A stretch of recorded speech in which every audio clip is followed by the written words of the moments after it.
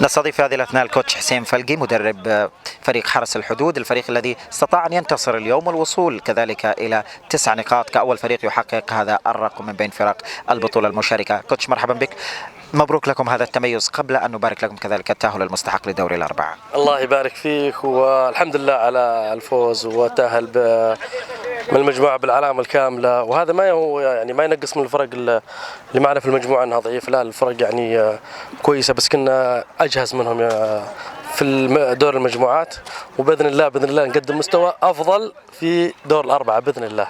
ظهرتم بمستوى كبير يؤكد جاهزية الفريق منذ شوط المباراة الأول. ما هو السر في مباراة اليوم تعتبر ممكن الأكثر حضورا على مستوى الأهداف بين مبارياتكم؟ والله احنا جينا المباراة واحنا جاهزين، يعني كل المباريات، لا المباريات الافتتاحية ولا المباريات الأخيرة في المجموعة، احنا جاهزين لكل المباريات، والحمد لله الشباب اليوم قدموا مستوى رائع، سجلوا أهداف، مستوى يعني متميز، يعني عوضنا المباراة اللي راحت كنا نبغى نفوز بنتيجة، بس الحمد لله اليوم فزنا بالنتيجة اللي كنا نبغاها والحمد لله، وبإذن الله نوعدكم نوعد جمهور حرس الحدود كله بالكأس بإذن الله.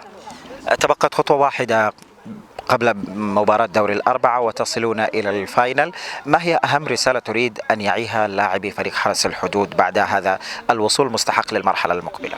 والله رسالتنا أنهم الدور الأول والنتائج واللي صار في الدور الأول يحطون على جنب دور وانت بخيره وبشره، ويستعدون للدور الأربعة، وبإذن الله يكون استعدادنا قوي، والفريق اللي بنقابله إن شاء الله يعني بنحترم مكان المباراة النهائية، وبإذن الله في النهاية حرس الحدود. أخيرا، بطولات الجهات الحكومية بصفة عامة ربما تأخذ اليوم طابعا مختلفا، هذه البطولة تترجم ذلك وهي بطولة التميز، كيف تراها أنت على الصعيد الشخصي؟ بطولة متميزة صراحة، لا تنظيم ولا فرق ولا إعلام، بطولة يعني كبيرة، ومن تميز البطولة إن شاء الله بإذن الله احنا يعني نحاول إن شاء الله ناخذ بطولة زي هذه، بطولة إعلامها قوي في اليوتيوب في كل وسائل التواصل، وبإذن الله هي ناخذها إن شاء الله. الله يعطيك العافية، بيض وجهك.